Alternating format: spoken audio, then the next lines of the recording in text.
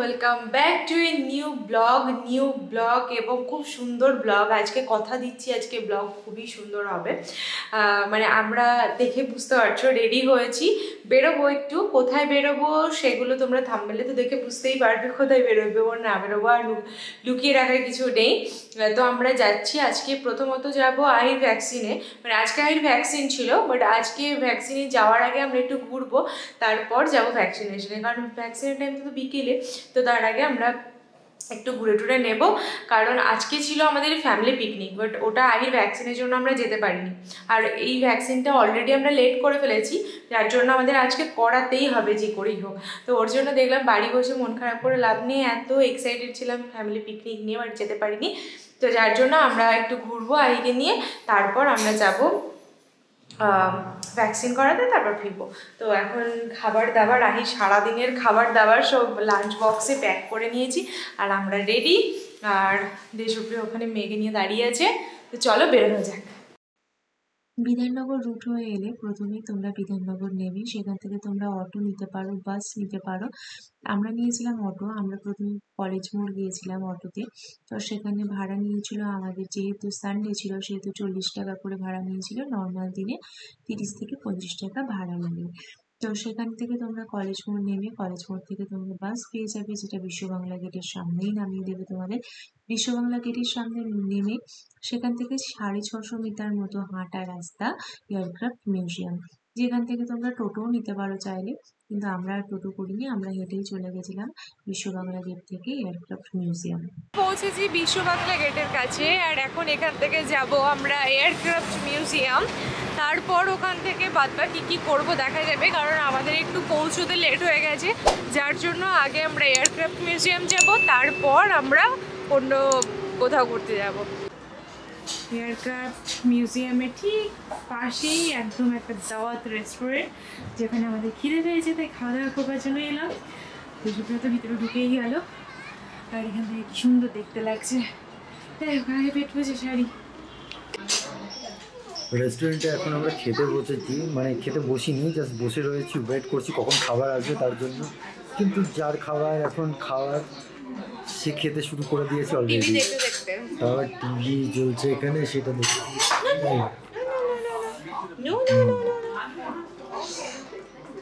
তো খাওয়া দাওয়া হোক আমাদের, তারপর আমরা ঢুকবো এয়ারক্রাফট মিউজিয়ামে, তারপর তোমাদেরকে সমস্ত কিছু দেখাবো,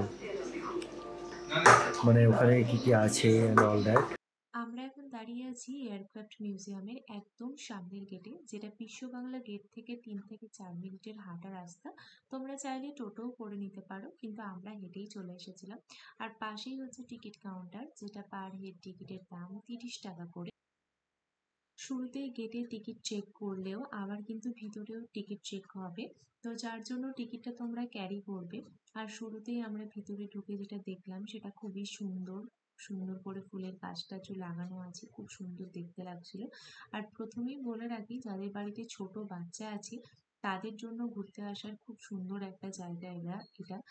কারণ ছোট বাচ্চারা এখানে এসে অনেক ইন্টারেস্টিং জিনিস দেখতে পারবে, তো ওদের ওইখানে এসে ভীষণ ভীষণ ভালো লাগবে। বড়দের জন্যও ভালো লাগবে, বাট ছোট বাচ্চাদের জন্য স্পেশালি ঘুরতে আসার খুবই সুন্দর একটা জায়গা এটা। এই যে, এই সেই যুদ্ধ বিমান যার জন্য আমরা সকলে এত দূর দূর থেকে সবাই ছুটে এসেছি।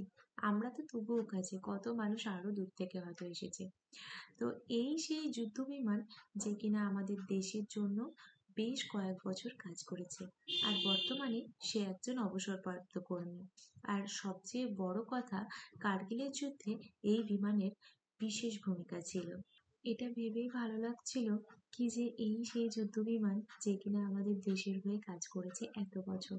আর আজকে আমরা সেই বিমানের সামনে দাঁড়িয়ে আছি। তবে হ্যাঁ, আমরা ভিতরেও গিয়েছিলাম, কিন্তু ওখানে ক্যামেরা অ্যালাউ ছিল না বলে আর ক্যামেরা করতে পারিনি।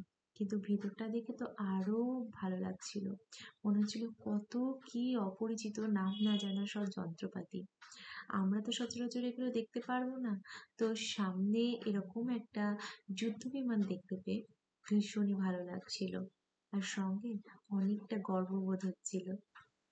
আকাশে যাকে দেখে এইটুকুখানি মনে হয়, তাকে সামনে থেকে তার আয়তন দেখে আমিই অবাক হয়ে যাচ্ছিলাম। তাহলে ভাবো ছোট বাচ্চারা কত অবাক হবে, আর ওদের কত ভালো লাগবে। আর সবচেয়ে ভালো ব্যাপার যে পুরো গ্রাউন্ডটা পুরো রানওয়ের মতোই করা আছে, দেখে মনে হবে কোনো একটা রানওয়েতে যুদ্ধ বিমানটি আকাশের পথে রওনা দেওয়ার জন্য একদম দাঁড়িয়ে আছে। চারিদিকটা ঘুরে ফিরে এদিক ওদিক থেকে যুদ্ধ বিমানকে তো দেখার পালা শেষ। এবার যাব ভিতরে, কিন্তু ভিতরে ক্যামেরা অ্যালাউ ছিল না, যার জন্য আমি তোমাদের দেখাতে পারিনি। কিন্তু ভিতরটা তো আরো সুন্দর ছিল, নানা রকম নাম না জানা যন্ত্রপাতিতে পুরো ঠাসা ছিল। ভিতরে সব নাম না জানা এত যন্ত্রপাতি ছিল যে আমার মতো সাধারণ মানুষের সে বোঝার অনেক বাইরে। শুধু ওই যন্ত্রপাতির গায়ে যেসব নাম টাম লেখা আছে সেগুলো দেখে যেটুকুটা বুঝতে পারা। তো তাই বেশিক্ষণ আর ওখানে থাকিনি, বেরিয়ে এসেছি। তবে হ্যাঁ, যাদের ইন্টারেস্ট আছে এইসব জিনিসে তাদের তো খুবই ভালো লাগবে, কিন্তু সত্যি কথা বলতে ওগুলো ছিল আমার বোঝার বাইরে, যার জন্য আমরা আর বেশিক্ষণ থাকিনি। হালকা হালকা করে দেখে নিয়ে তারপর বাইরে বেরিয়ে এসে বাচ্চাদের এই খেলার জায়গাটা একটু ঘুরে দেখলাম। ভেবেছিলাম আয়াকে একটু চাপাবো ওগুলোর মধ্যে, কিন্তু আর সাহস হয়নি। বেচারা তো খুবই ছোট, এখনই আমরা আনন্দ দিতে গিয়ে ওকে না দুঃখ দিয়ে ফেলি, এখনই পড়ে গিয়ে কষ্ট পেয়ে যাবে, যার জন্য আর চাপাইনি। দূর থেকেই দাঁড়িয়ে দেখছিলাম, কি সুন্দর লাগছিল। সুন্দর এক্সপিরিয়েন্স। ভিতরে তো ক্যামেরা অ্যালাউড নয়, যার জন্য আমরা ক্যামেরা করতেই পারিনি কিছুক্ষণ, মানে শুরুর দিকে আমি তখন দেখিনি, যার জন্য ক্যামেরা নিয়ে ঢুকে যাচ্ছিলাম, বাট তারপর বলাতে ক্যামেরা স্টপ করে দিয়েছি। বাট যতটা বাইরেরটা ঘুরে দেখানো সম্ভব তোমাদের সাথে নিশ্চয়ই শেয়ার করেছি, তোমরা ভিডিওতে দেখতেই পেয়েছো। আর এখানকার মোটামুটি ঘোরাফেরা কমপ্লিট আমাদের। এক্সপিরিয়েন্স মানে আমি কি বলবো, অসাধারণ এক্সপিরিয়েন্স এখানে। আর তোমরা পারলে ডেফিনেটলি এখানে এসো এক্সপ্লোর করার জন্য।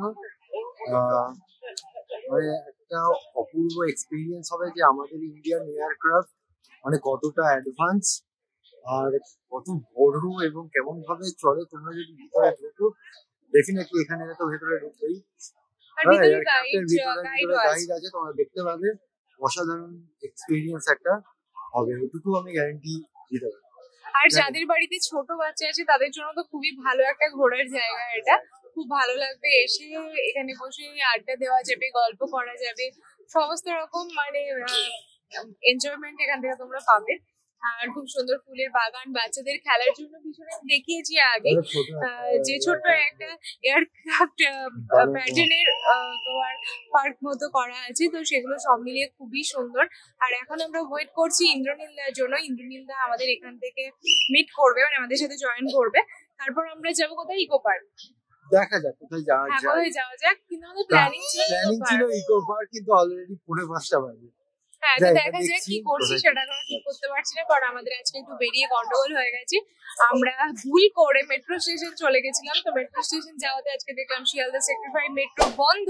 রবিবার যারা আসবে তারা একদম শিয়ালদা সেক্টর 5 মেট্রো রুটে আসবে না, কারণ আমরা যে ভুলটা করেছি তোমরা প্লিজ করো না। কারণ হচ্ছে রোববার তো শিয়ালদা মেট্রো বন্ধ থাকে, শিয়ালদা সেক্টর 5 মেট্রো বন্ধ থাকে। সেটা আমরা কি করে যে ভুল করে ফেললাম আমরা জানি না, কারণ ও তো রেগুলার যায়, তবুও রেগুলার যাই, কিন্তু এটা জানা ছিল না আমাদের। জানা ছিল না যে শিয়ালদা থেকে ছাড়ে না। হ্যাঁ, মেট্রো চলে না সানডে। তো যাই হোক, সানডে ছাড়া অন্যান্য দিন এলে ওইদিকেই সুবিধে। আর তাছাড়া তোমরা সানডে এলে অন্য রুটে এসো, বা টোটো অন্য রুটে এসো। শিয়ালদা লাইন হয়ে এলে পরে আমরা যেভাবে এলাম তোমরা সেভাবেও আসতে পারো। আমরা প্রথমে নেমেছি আমরা চলে গেছিলাম শিয়ালদা, সেখান থেকে ব্যাক করে আবার বিধাননগর চলে গেছি। বিধাননগর গিয়ে তারপর ওখানে আমরা ট্রেন নিয়েছিলাম, অটো। সেখান থেকে নেমে কোথায় নামলাম আমরা অটো থেকে? কলেজ মোড় নেমে সেখান থেকে আমরা বাসে জাস্ট একটুখানি রাস্তা, তো ওখানে নেমে গেছি। তারপর বিশ্ব বাংলায় নেমেছি, বিশ্ব বাংলা থেকে হেঁটে একদম কাছে পাশেই দাওয়াত রেস্টুরেন্ট আছে, খাওয়ারও কোনো অসুবিধা নেই। ছোট বাচ্চা নিয়ে আমরা এসেছি, বাট ওদের ফেসিলিটিস আছে যেখানে বাচ্চাদেরকে বসিয়ে খাইয়ে দেওয়া যাবে। তাছাড়া তোমরা এয়ারক্রাফট মিউজিয়ামের ভিতরেও বসে অনেকেই বাচ্চা নিয়ে এসেছে, তো বসে যে কোনো জায়গায় খাইয়ে দিতে পারো। আর যদি কোনো কভার এরিয়ায় খাওয়াতে চাও তাহলে রেস্টুরেন্টের ভিতরে নিজেরাও খেতে পারো, বাচ্চাকেও খাওয়াতে পারো, কোনো কিছু নিয়ে কোনো প্রবলেম হবে না। সব মিলিয়ে গুড এক্সপিরিয়েন্স। আর চলো এখন ইন্দ্রনীলদার জন্য ওয়েট করি, ইন্দ্রনীলদা এলেই আমরা জলদি বেরিয়ে যাবো, তাই তো? আর আহিও ভীষণ হ্যাপি, আহি প্রচন্ড হাসি মুখ করে থাকছে সারাটা দিন। আমরা যতটা মানে আসা যাওয়া করেছি সেই টাইমটাও ঘুমোচ্ছিল না, তো সেই টাইমটাও ঘুমোচ্ছিল। আর যেই আমরা গাড়ি থেকে বাস থেকে নেমে পড়েছি তখন ও জেগে গেছে এবং খেলাধুলো করেছে, খাবার খেয়ে নিয়েছে, মানে সব মিলিয়ে গুড গার্লের মতো আচরণ করেছে। আর কি সুন্দর হাসি দিচ্ছে। আসলে পাখিরা কি উঠছে তো এগুলো থেকে খুব মজা পাচ্ছে।